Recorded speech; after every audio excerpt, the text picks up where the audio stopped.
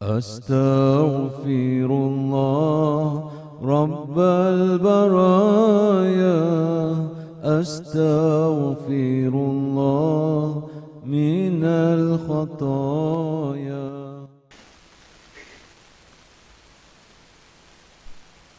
أعوذ بالله من الشيطان الرجيم. بسم الله الرحمن الرحيم. السلام عليكم ورحمة الله وبركاته. الحمد لله رب العالمين، نحمده ونستعينه ونستهديه ونستغفره، ونعوذ بالله من شرور أنفسنا ومن سيئات أعمالنا. من يهده الله فلا مضل له ومن يضلله فلا هادي له. اللهم صل وسلم على سيدنا محمد وعلى آله وأصحابه وأحبابه ومن تبعهم بإحسان إلى يوم الدين. ولا حول ولا قوة إلا بالله العلي العظيم. Yang saya hormati Tuan Imam dan barisan pegawai masjid Tun Khalil Tanjung Minyak Melaka, khususnya barisan pegawai jawatan kuasa, pengerusi dan ahli-ahli jawatan kuasa, tuan-tuan haji, puan-puan hajah, pimpinan masyarakat setempat, JPKK, Datuk Sidang, muslimin muslimat yang dirahmati Allah Subhanahu wa taala. Apa khabar semua? Alhamdulillah, kita buka majlis kita dengan bacaan Ummul Kitab untuk kita hadiahkan kepada baginda Nabi sallallahu alaihi wasallam. Khususnya kita hadiahkan kepada baginda, keluarga, sahabat, isteri serta keluarga baginda, dan seterusnya kita hadiahkan kepada kedua ibu bapa kita, sahabat, saudara mara kita, guru-guru kita, mereka yang berjasa kepada kita semua, dengan lafaz syai'ul lillahi lahumul fatihah. أعوذ بالله من الشيطان الرجيم. بسم الله الرحمن الرحيم. الحمد لله رب العالمين الرحمن الرحيم مالك يوم الدين. إياك نعبد وإياك نستعين. اهدنا الصراط المستقيم صراط الذين أنعمت عليهم غير المغضوب عليهم ولا الضالين. آمين. InsyaAllah tuan-tuan, alhamdulillah kita panjatkan kesyukuran. Semoga pertemuan kita dirahmati Allah Subhanahu wa taala. Semoga pertemuan kita menambahkan keimanan dan ketakwaan kita kepada Allah Subhanahu wa taala. Khususnya pertemuan ini menambahkan sedikit pengetahuan. Mungkin kita lupa, mungkin kita tak tahu, mungkin kita tak ingat, mungkin kita mengulangi perkara-perkara yang mungkin saya sampaikan pada pagi ini, sedikit pengetahuan untuk diri kita insya-Allah. Seperti mana maklum, saya harapkan tuan-tuan diberikan kesihatan. Kalau kata ada yang sihat tak sihat, sakit, ambillah rawatan. Seperti mana maklum, kita masih lagi dalam tempoh PKPP. Kalau di negeri Melaka, setengah negeri dah pergi bersyarat, dan saudara-saudara kita yang berada di Lembah Kelang, wilayah Selangor, Terjaya, ada balik kampung hari ni. Kalau balik kampung kena tanya lepas tak lepas tu ini dia itu. Jadi kita mengharapkan kita belum kata kita menang atau kita berjaya dalam memerangi COVID-19 ini. Perjuangannya masih jauh. Satu makhluk sahaja yang dihantar oleh Allah Subhanahu wa taala yang namanya virus. Itu saja. Kecil ke besar wallahu alam. Patutnya tahun 2020 ni, kalau kita impikan 30 tahun yang lepas, agaknya 2020 macam mana ya? Daripada 1 hari bulan 1 hari tu sampailah 31 hari bulan 12, sudah pasti yang nak kita nak indah sahaja. Masyarakatnya progresif, ekonominya mampan, teknologinya canggih, rakyatnya ramai, penduduknya semua nak tuan-tuan. Itu cita-cita kita yang namanya wawasan 2020. Tuan, itu perancangan manusia. Perancangan manusia. Tapi takdir Allah Subhanahu wa taala 2020 ni bukan kita saja tak sampai matlamat, seluruh dunia Allah berikan dengan ujian ini. Wallahu a'lam tuan-tuan. Kita masih dan kita pun menunggu apakah kita berjaya ataupun tidak memutuskan rantaian ini. Yang pasti tanggungjawab kita, berikanlah kerjasama, tunjukkan akhlak yang baik, patuh pada peraturan, walaupun dalam keadaan tertentu kita hendakkan kesempurnaan, contohnya dalam konteks ibadat. Dalam konteks ibadat, kita nakkan ibadat kita kalau boleh sempurna. Yang wajib, yang rukun kita jaga, kita tunaikan, yang sunat kita tambahkan. Tapi rupanya dalam bab ibadat kita benda-benda fadail dah tak dapat kita nak buat. Luruskan saf, rapatkan saf, nak bersalam, nak apa, tak boleh tuan-tuan. Tapi tanggungjawab tetap dibuat. Kenapa? Dalam keadaan tadi, walaupun kita nakkan fadilatnya, rapat saf, lurus saf, kalau boleh jangan terenggang, jangan terputus, rupanya ada penjarakan sosial. Kena jarakkan sikit, 1 meter. Nak turun sikit, 2 kaki setengah, boleh diambil 3. Tapi jangan rapat seperti mana sebelum-sebelum biasa. Jadi kalau kita lihat dekat situ, maka kita ada satu kaedah yang namanya daf'ul mafsadah muqaddam ala jalbil maslahah. Artinya kita menolak kemudaratan. Kita menolak sesuatu kemudaratan yang mungkin boleh berlaku adalah lebih utama daripada kita mencari sesuatu yang bersifat kebaikan. Dan benda itu bukan tadi, dia cuma fadail atau kelebihan, fadilat. Jadi sudah pastilah saya yakin orang kata kita menjaga institusi masjid kita tuan-tuan, insya-Allah, dan saya yakin masjid adalah antara yang paling patuh terkawal berbanding institusi-institusi yang lain. Shopping macam tak terkawal tuan-tuan. Kedai makan lagi dahsyat. Bank boleh tahan punya kawalan. Dan masjid yang berjaya mencoraknya kenapa tuan-tuan? Masing-masing mencorakkan atau mendisiplinkan diri kita sendiri. Tak payah nak pakai jaga, tak payah nak pakai apa, dengan syarat adalah petugas 2-3 orang sukarelawan. Akhirnya semua patuh. Inilah kita akhlak tadi tuan-tuan. Kita tak terfikir. Dulu kita kata macam mana nak bilang jamaah pergi masjid, tak? Macam mana nak catat nama orang pergi masjid. Hari ni mungkin tak tuan-tuan? Hari ni boleh buat rupanya. Hari ni boleh buat. Dulu kita fikir nak pergi masjid ni, mana kita nak catat? Kat pejabat bolehlah ada thumbprint, ada punch card. Sekarang kat masjid ada thumbprint, ada punch card. Kalau nak canggih lagi, masjid ni buat thumbprint macam. Adanya siapa thumbprint, rekodkan semua anak karya. Siapa tak datang, thumbprint dia keluar nanti, absent. Jadi apa, kalau ada thumbprint regular, daftar. Ini regular. Nak pilih calon jamaah 2020 yang paling hebat, yang paling istiqamah pergi ke masjid, lagi senang. Klik aja rekod. 365 hari, dia ni hadir 380 hari. Macam? Lama, tak waktu bila tak? Jadi kalau kita lihat tuan-tuan, dulu kita tak terfikir bahawa nak pergi ke masjid ni kena rekod, kena catat, kena ambil suhu. Mana mungkin? Pada 2020 ni, yang tak terfikir itu terfikir. InsyaAllah tuan-tuan, itu nak saya sampaikan sebagai ingatan. Kita doa, kita tidak termasuk dalam zon PKP asal atau PKPB bersyarat. Biarlah kalau ada pun PKPP yang ada ini tuan-tuan. Kita bebas bergerak, boleh ke masjid. Kalau tak sampailah. Kalau Selangor minggu lepas, minggu ni dah lockdown balik sembahyang Jumaat. Paling orang suka tuan-tuan.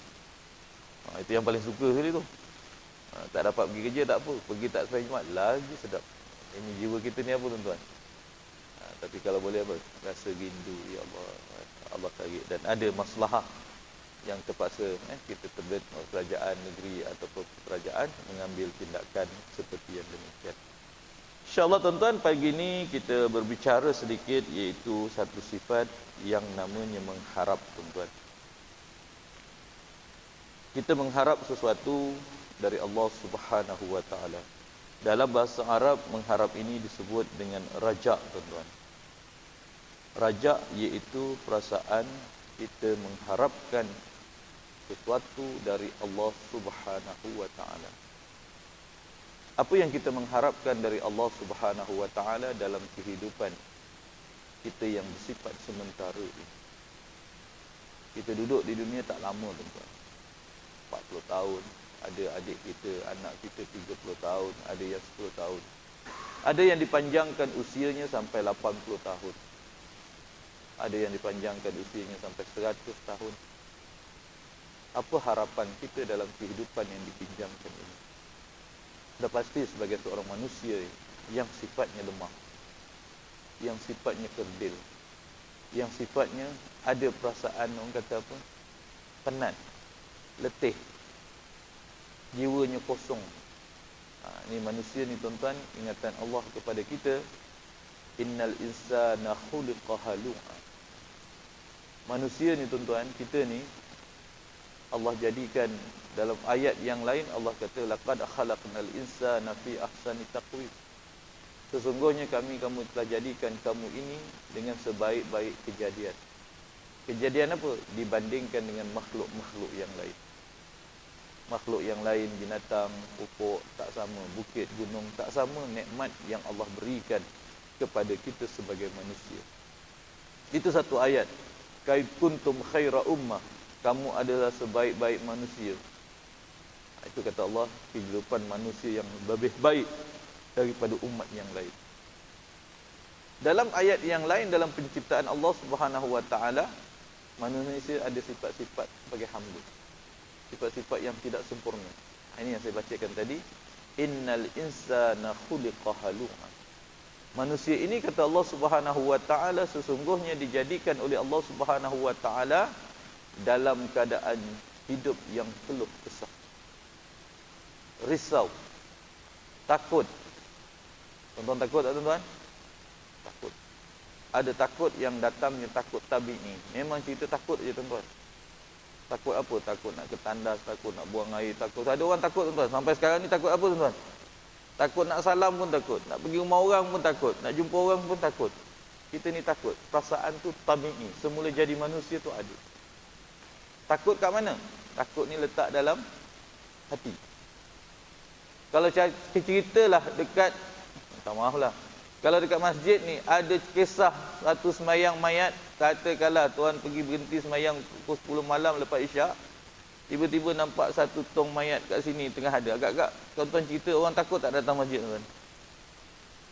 Kadang kita takut tuan-tuan Kita lalu satu jalan, kita nampak ular, ular, kenduk lah apa semua. Berani tak besok kita lalu jalan tu tuan-tuan? Dalam kepala kita apa? Tempat ni mesti ada ular lagi. Rupanya kita ni takut aja tuan-tuan. Ini fitrah, ini perasaan kita.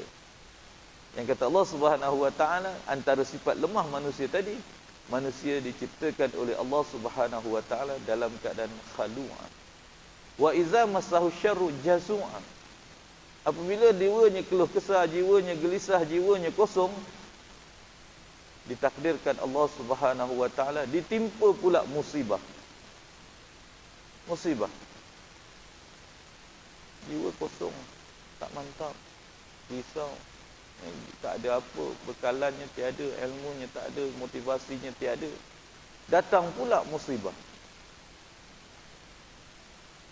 Rumah terbakar, kena buang kerja, isteri lari, anak nakal, apa lagi, kereta rosak, bertindih-tindih tuan-tuan, masalah tu datang hari ni. Manusia tadi akan jadi apa tuan-tuan? Dia akan jadi kolaps. Dia akan jadi murudum. Dia akan jadi, orang kata, lesu. Wa iza massahu syarru jazua. Apabila ditimpakan lagi musibah ataupun berbagai ujian, dia akan jadi lebih terduduk. Dalam jiwa yang kosong pula kata Allah Subhanahu wa taala, wa iza massahul khairu manu'a. Diberikan pula dalam jiwa kosong, tak ada apa bekalan, hidup sekadar matlamat untuk hidup. Tak ada apa nak fikir halal haram, tak ada nak fikir Tuhan, tak ada nak fikir dunia dan akhirat, fikir dunia saja. Kata Allah Subhanahu wa taala, manusia yang jiwanya kosong seperti itu, andai diberikan nikmat, andai diberikan kebaikan yang banyak, andai diberikan rezeki yang melimpah, kata Allah Subhanahu wa taala, dia menjadi manusia yang sombong. Dia akan menjadi manusia yang sombong. Kenapa? Dalam dirinya tidak ada perasaan ihsan. Dalam dirinya tidak ada perasaan syukur. Dalam dirinya tidak ada perasaan sabar. Dalam dirinya tidak ada perasaan qanaah. Dalam dirinya tidak ada perasaan sifat-sifat mahmudah yang lain. Maka kata Allah Subhanahu wa taala, orang itu kalau ditimpa atau diberikan dengan berbagai ujian dan nikmat yang tidak terhingga, kaya, sehat, pangkat, kuasa, segala-galanya ada, kata Allah Subhanahu wa taala, dia menjadi seorang manusia, seorang yang sombong, seorang yang takabur, seorang yang rasa segalanya aku punya. Bagaimana mengimbangkan dua sifat tadi? Kata Allah Subhanahu wa taala, illal musalli, kecuali orang-orang yang bersembahyang. Dan apabila kita bercakap tentang sifat mengharap ini, kata Allah Subhanahu wa taala dalam konteks kita berbicara tadi, iaitu kita mengharapkan sesuatu dalam kehidupan kita ini. Perasaan kita yang dikatakan, apakah yang dikatakan raja, tuan-tuan? Dalam kitab Riyadhus Shalihin dalam bab ini membicarakan bab raja, maka kita mengharapkan kita mendapat keredaan, kerahmatan, kasih sayang dari Allah Subhanahu wa taala. Pertama, apabila kita katakan nak mengharap ini dalam kehidupan kita, kita mengharapkan yang pertama ialah kita mengharapkan keredaan Allah Subhanahu wa taala. Kita mengharapkan kerahmatan dan kasih sayang Allah Subhanahu wa taala. Yang kedua, kita mengharapkan apa? Hidup kita yang tidak sempurna ini, hidup kita yang singgah kelemahan ini, kita mengharapkan Allah Subhanahu wa taala memberikan keampunan, petunjuk dan hidayahnya kepada kita. Nak rahmat okey, tapi tak ada hidayah.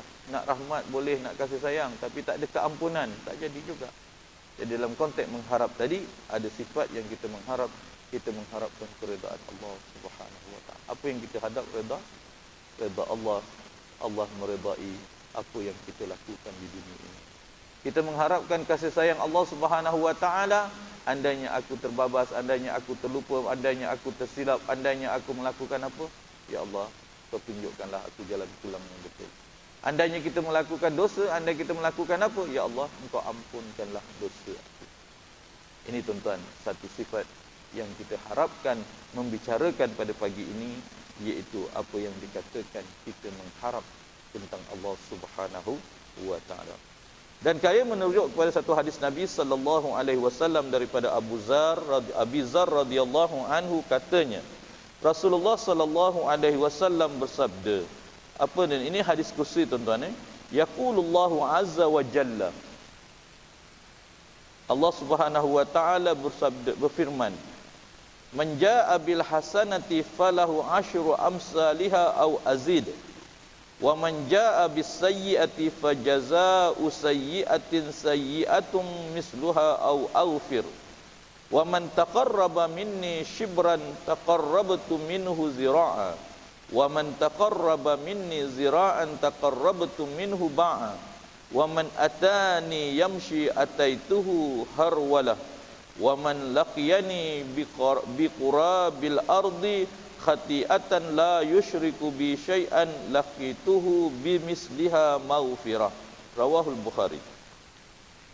Hadis ini tuan-tuan menceritakan rahmat dan kasih sayang Allah Subhanahu wa taala kepada kita, tuan-tuan. Apa kata Nabi dalam hadis ini? Dia kata Allah Subhanahu wa taala berfirman.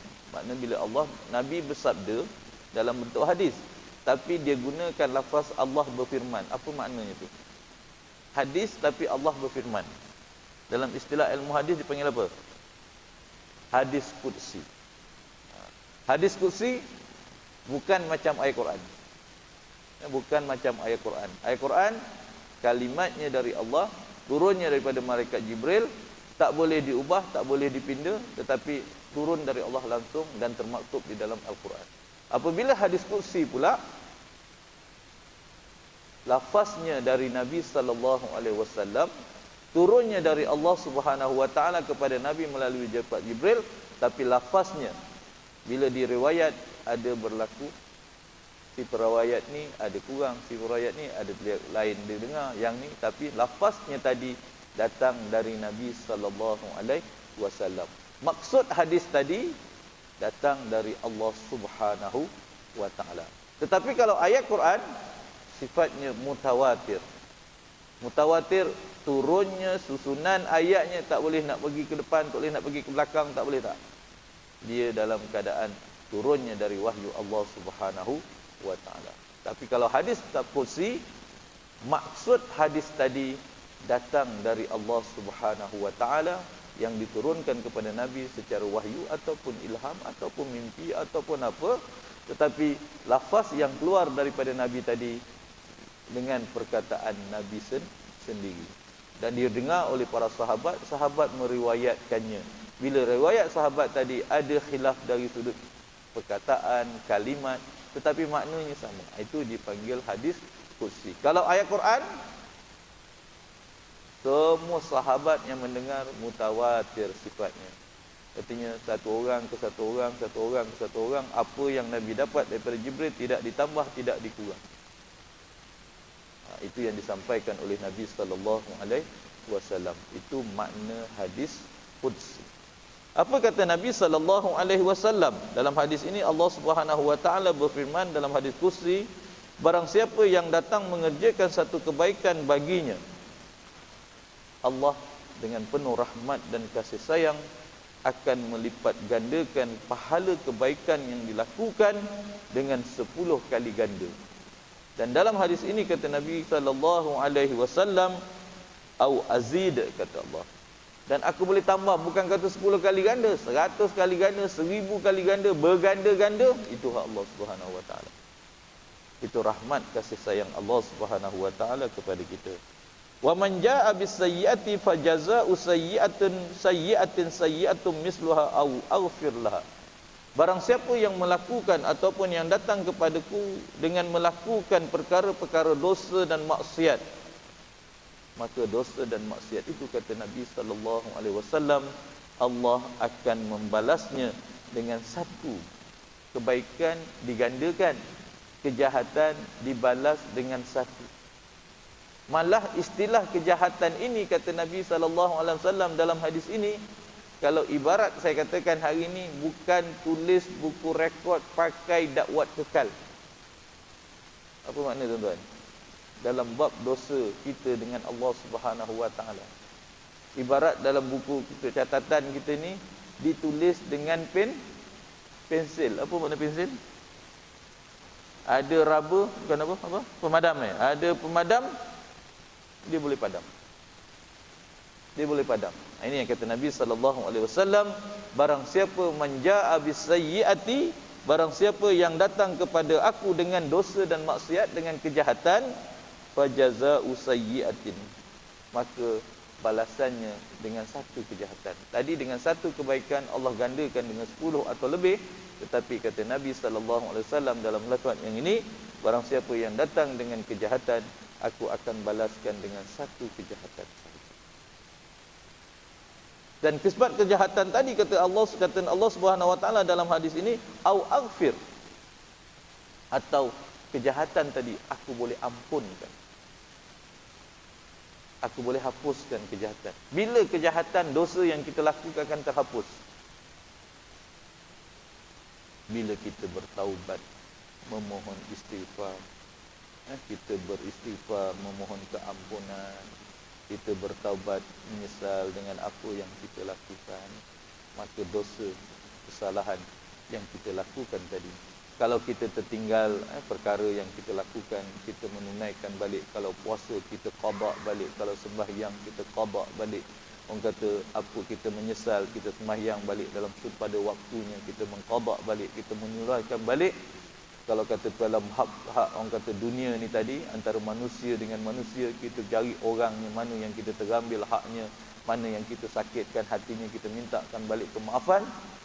Kata Nabi sallallahu alaihi wasallam dalam hadis qudsi ini, Allah menjanjikan dengan keampunan Allah Subhanahu wa taala.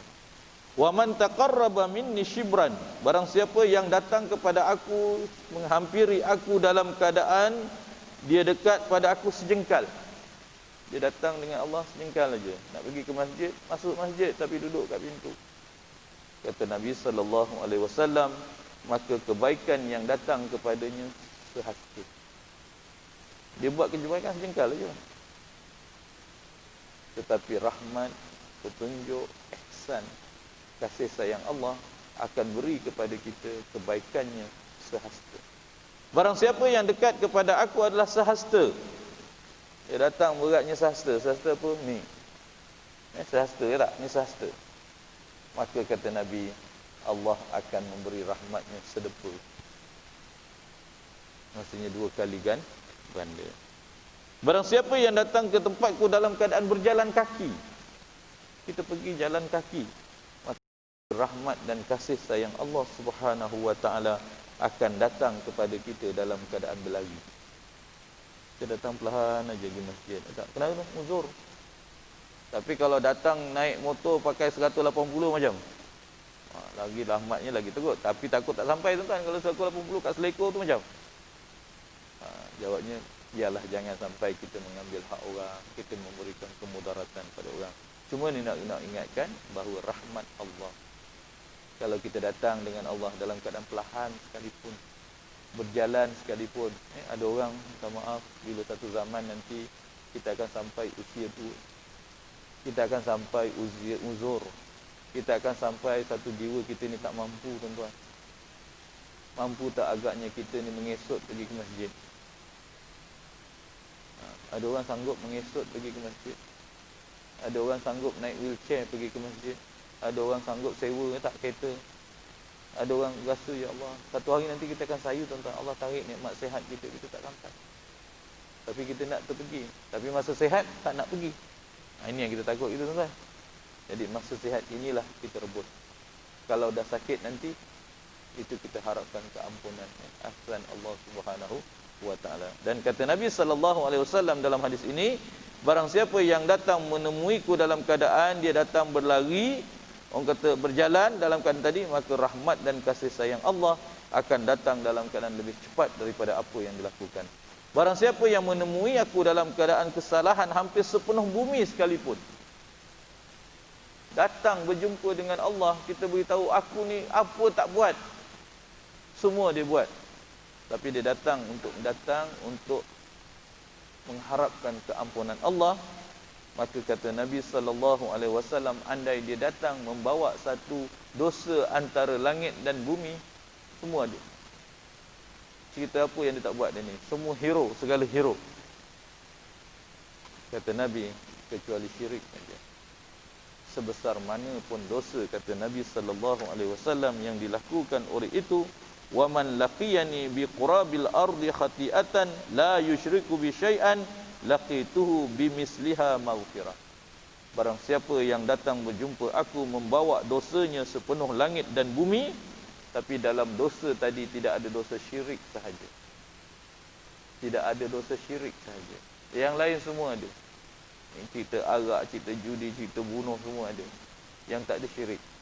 Apa janji Nabi sallallahu alaihi wasallam yang Allah janjikan dalam hadis qudsi ini, laqituhu bimisliha maghfirah, maka aku akan menemuinya dengan sepenuh keampunan sebanyak mana pun dosa dan kesalahan yang dilakukan.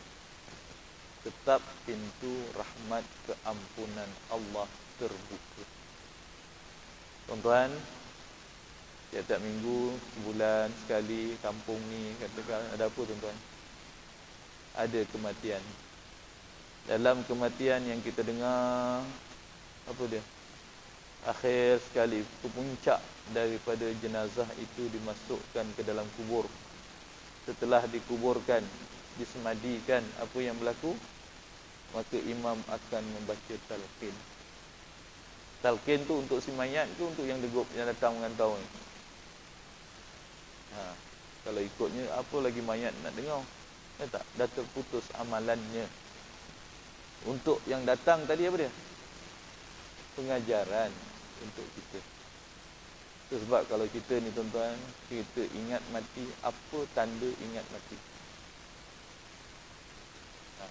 Satu, orang itu ingat mati bila dia dapat jaga halal dan haram. Kalau semua membujur lalu melintang patah, memang dia tak ingat mati. Membujur lalu melintang patah, dia tak ingat mati.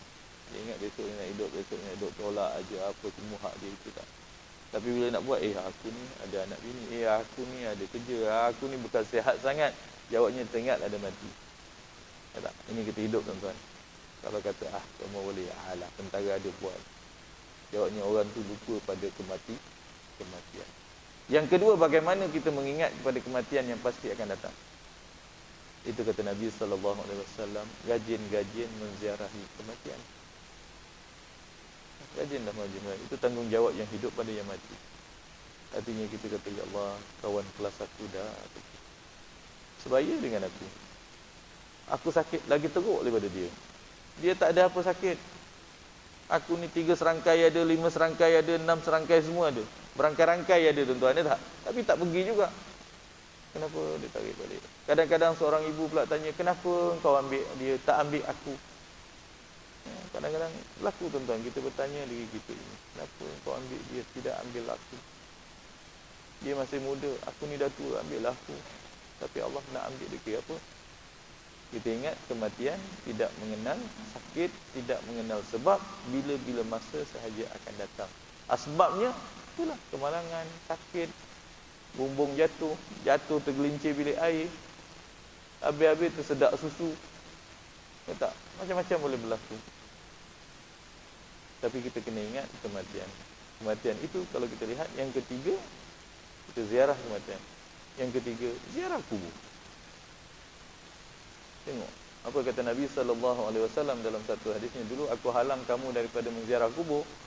Kenapa? Takut orang ada perasaan lebih sangat, sedih sangat sampai lupa pada ujian Allah Subhanahu Wa Taala, sampai meraung-raung kat kubur kerana kehilangan orang yang dikasihi. Tapi kata Nabi dalam hadis yang kedua, iaitu sekarang aku benarkan kamu untuk menziarahi kubur. Ziarahlah kubur, kata Nabi. Kerana menziarahi kubur tadi mengingatkan kita kepada kematian. Bila kita pergi ziarah kubur, hantar jenazah kita ke kawan kita, sahabat kita ke kubur, apa kata Bilal ataupun khatib yang membaca talqin tadi? Ya Allah, sekiranya si mayat ini melakukan dosa, melakukan maksiat, melakukan kesalahan, kerana apa tuan-tuan? Kerana kesilapan dia. Nak kata macam mana? Dah berlaku. Tetapi ya Allah, sekiranya engkau ampunkan si mayat ini atas dosa-dosa yang telah dilakukan, apa yang kita jawab? Imam jelaskan dalam ayat itu, sesungguhnya engkaulah Tuhan yang maha pengampun, lagi luas rahmat keampunan. Ini tuan-tuan, kalau kita lihat kata Nabi SAW dalam hadis ini, sebesar mana pun orang datang berjumpa dengan Allah membawa dosa, Allah tetap ada ihsannya, rahmatnya, kasih sayangnya, sebesar mana dosa antara langit dan bumi. Kata Nabi SAW, wa man laqiyani bi qurabil ardi khati'atan, walaupun penuh dengan satu dunia ini dosanya, tetapi dia tidak syirik, maka kata Nabi SAW, laqituhu bimisliha maghfirah, maka kata aku boleh mengampunkan dosanya sebesar mana yang telah dilakukan. Allah boleh kalau dengan rahmat dan kasih sayang Allah Subhanahu wa Ta'ala. Dalam hadis ini, dalam ayat yang kita membicarakan kehidupan kita yang bersifat sementara ini, kita diminta oleh para sufiya dari sudut hukum, kita meminta bahawa ada sifat mengharap. Mengharap. Kita beribadat, kita tunai, apa harapan kita pada Allah? Jangan ibadat kita, amalan kita ditolak. Ini penting.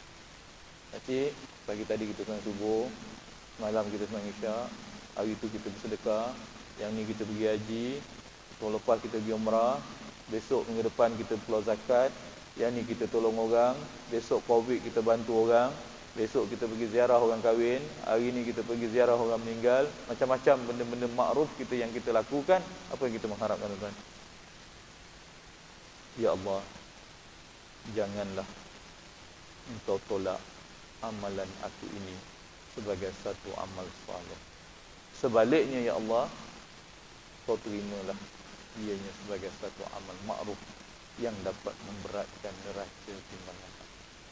Nah, takdir pula yang kita buat ni tuan-tuan, mahal tak? Lama tak masanya? Besar tak modalnya? Khusyuk tak kita? Ikhlas tak kita? Sempurna tak kita yang kita buat ni tuan-tuan? Apa yang kita buat hari ni? Sembahyang, puasa, zakat, haji, sedekah, tolong mak, tolong apa? Kita buat ya Allah sikit aja. Kalau buat sembahyang tak, ni ada okeylah. Kalau sembahyang kat rumah macam Assalamualaikum, Assalamualaikum, tak. Kalau kita buat pakai baju cantik-cantik ke kita sembahyang, biasa-biasa je. Lama kita sembahyang, pendek aja. Banyak ke modalnya? Tak ada berapa pun. Beli telekung dengan baju mana mahal kak? Beli baju orang kahwin dengan telekung di masjid, mana mahal? Kita punya blazer dengan jubah kita pergi masjid, mana mahal? Blazer 2,000 tau, 1,500 pergi masjid seorang. Alah kan gombang tu dah lah, t-shirt gantung tak berapa sen? Tak berapa sen. Kita main golf, orang yang main golf, berapa bayaran golf dia? 150 sekali tournament atau sekali masuk padang. Sekali masuk masjid berapa ringgit kita buat? Ada 150 masuk tabung. Hari ni aku tak main golf, aku nak masuk 150. Ada tak 150 kita masuk? Ada. Masjid kan pandai menjaga duit, RM5 dah lah. Tuan-tuan, sikit aja kita bagi, ya tak? Sikit aja. Tetapi yang kita minta apa? Walaupun sedikit, walaupun tidak sempurna, walaupun tidak seikhlas mana, walaupun tak sekhusyuk mana, yang kita takbir tadi Allahu Akbar, khusyuk tak tuan-tuan kita sembahyang tadi? Tak ada. Yang akak ingat lepas ni nak pergi mana? Kan tengah hari sekarang nak pergi orang kahwin. Tak, ni tadi aku keluar rumah dah kunci ke belum? Air tadi yang aku panaskan dah rupa habis nak menunggu imam baca surah sampai tadi. Habis kita menerawang tuan-tuan. Tak sekhusyuk mana. Kalau tanya ikhlas pula, tak seikhlas mana? Aku bukan nak pergi sangat. Alah ni okey. Tetapi dalam konteks kita beribadat tadi, kita mengharapkan sesuatu. Ya Allah, apa yang aku amal modalnya tak besar, hatinya tak ikhlas, khusyuknya tak sempurna mana, panjangnya tidak sebanyak mana, modalnya tidak sebesar mana, yang sedikit ini terimalah sebagai satu amal saleh yang menjadi bekalan kepada kita. Ini yang sifat namanya mengharap. Kita mengharap sesuatu daripada apa yang Allah Subhanahu wa taala. Dan Allah Subhanahu wa taala mengingatkan kita dalam surah Az-Zumar ayat 53, kata Allah Subhanahu wa taala, "Qul ya ibadiyallazina asrafu ala anfusihim." Katakanlah wahai hamba-hambaku, wahai Muhammad, kepada hamba-hambaku yang bagaimana? Allazina asrafu ala anfusihim, yang melampau-lampau dalam diri mereka. Kita ni melampau tuan-tuan, kadang-kadang buat sesuatu apa semua tak, sampai satu peringkat kita kecewa, kita putus asa, kita putus harap. Apa kata Nabi SAW? Katakanlah wahai Muhammad ke atas hamba-hambamu yang melampau di atas muka bumi ini dan ke atas diri mereka. Apa kata Allah? La taqnatu mir rahmatillah. Jangan kamu putus asa dari rahmat Allah. Kak, kadang-kadang kita dah membebel, minta maaf lah, kita ada anak, kita membebel dengan anak kita, marah dengan anak kita. Kadang-kadang terasa penat tak? Terasa macam aku dah tak tahu nak cakap apa lagi dengan kau. Ada tak tuan-tuan? Betul tak?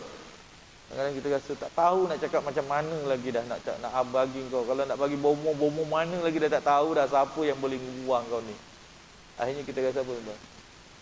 Kita rasa macam putus asa. Ini perjuangan pada Covid ni tuan-tuan.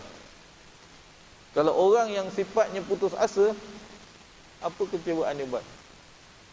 A mati, B mati, ni mati, alang-alang semua dah mati, baik aku mati, duit pun tak ada apa.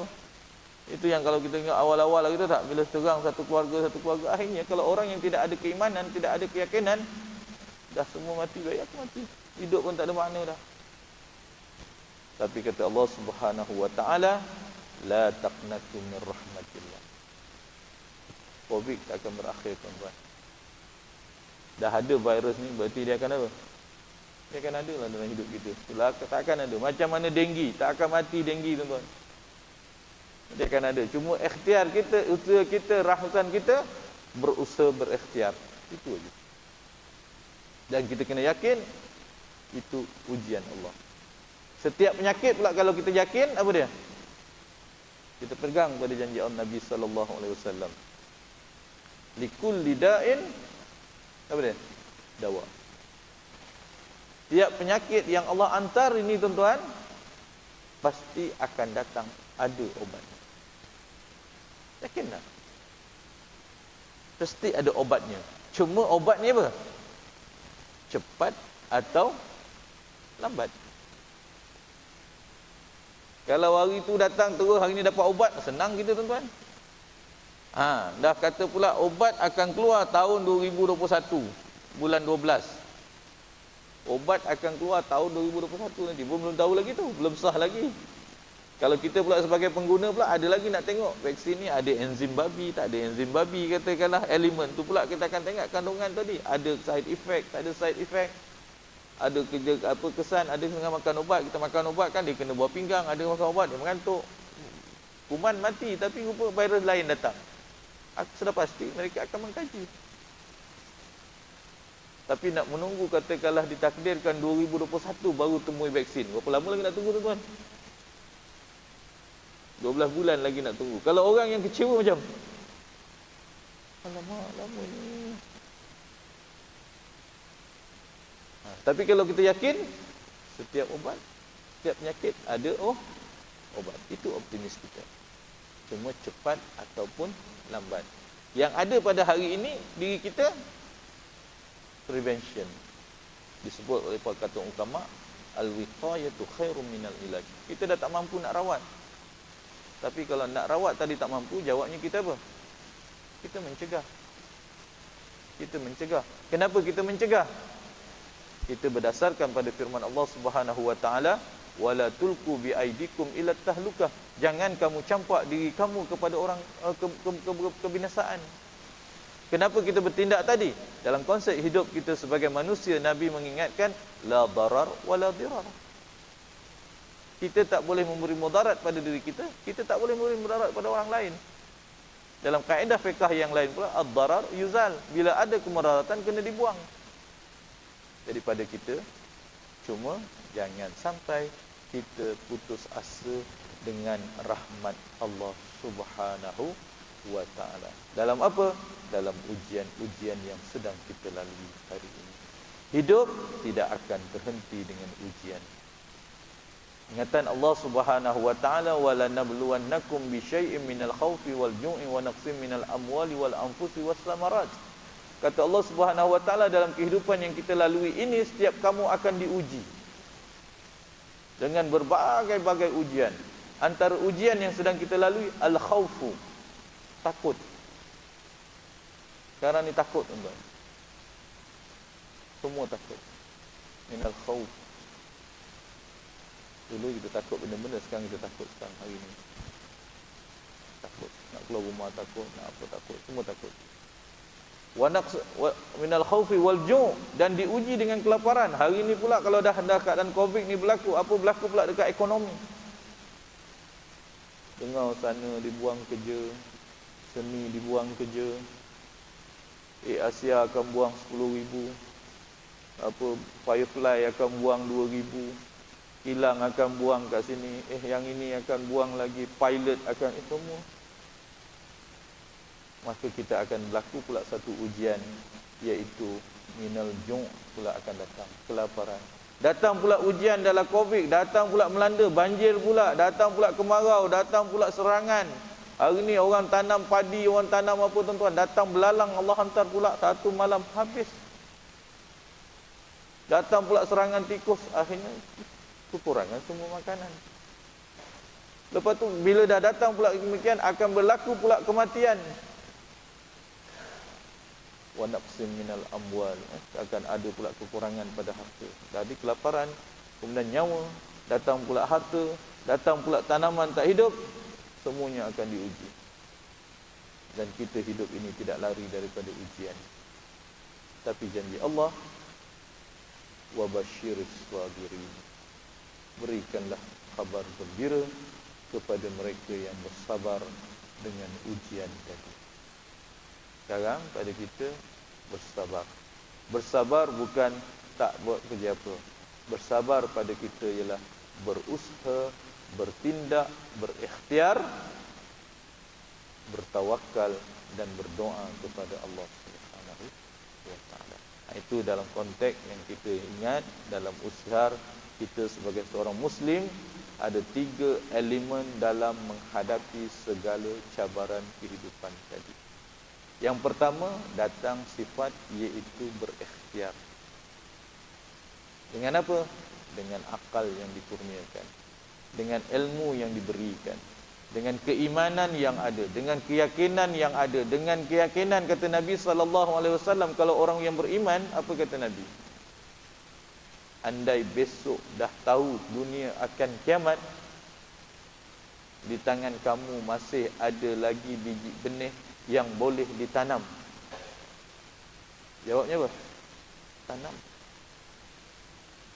Itu kalau besok kiamat. Kalau kita dah tahu besok mati, malam ni ada lagi, nak buat apa lagi? Kalau kita dah tahu tak, pakcik besok kami akan matikan pukul 7 pagi.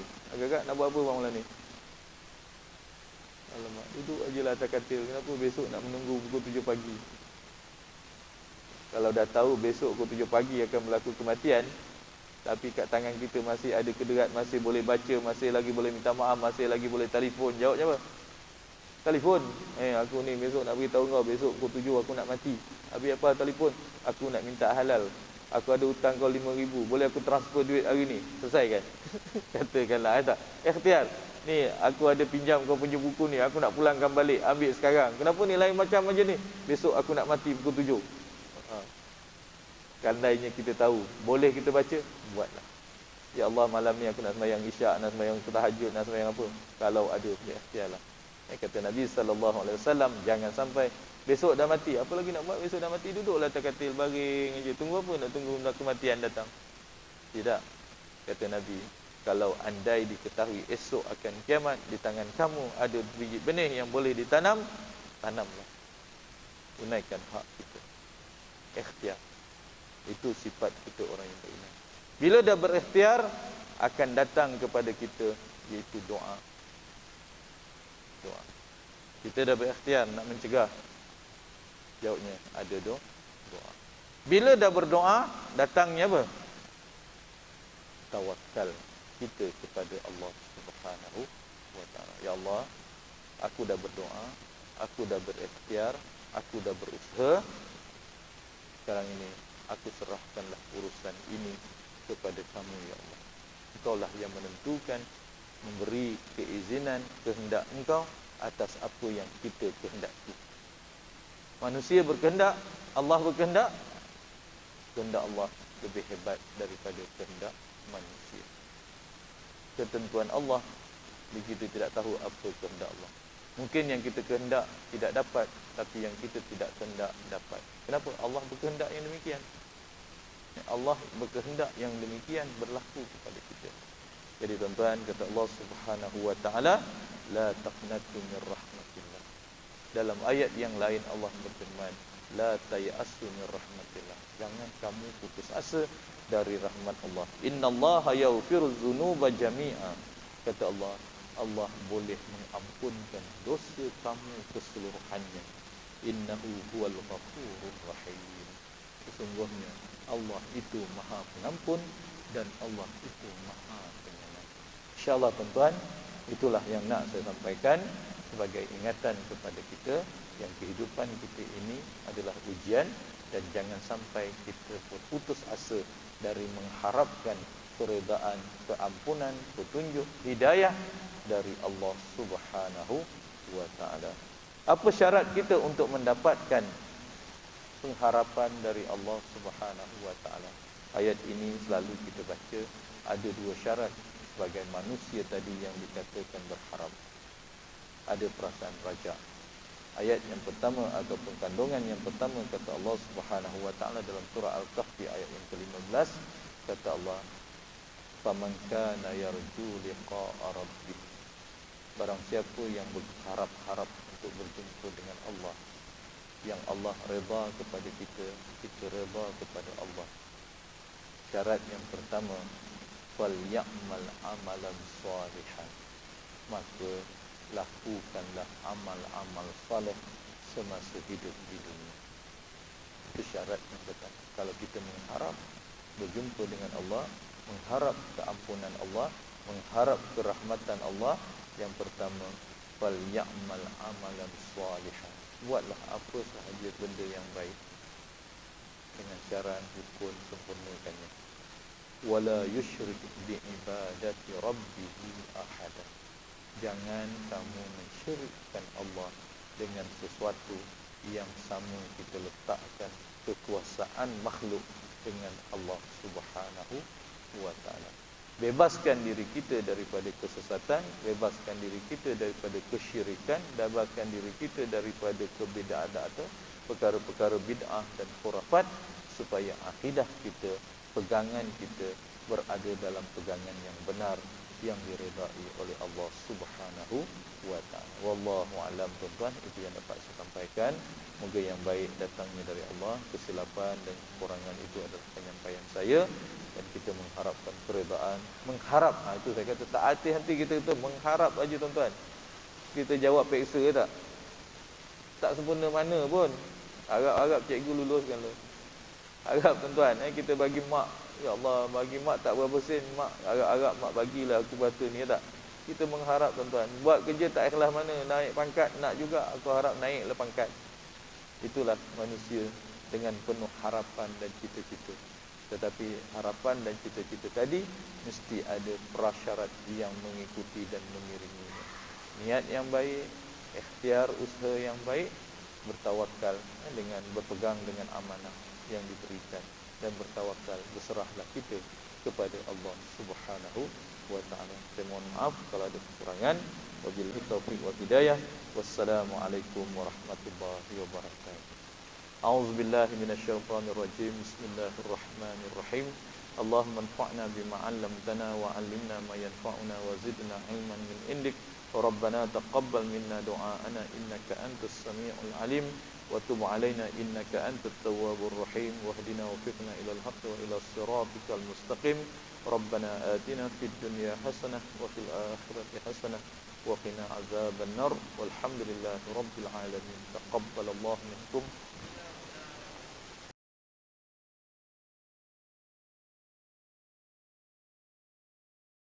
أستغفر الله رب البرايا أستغفر الله من الخطايا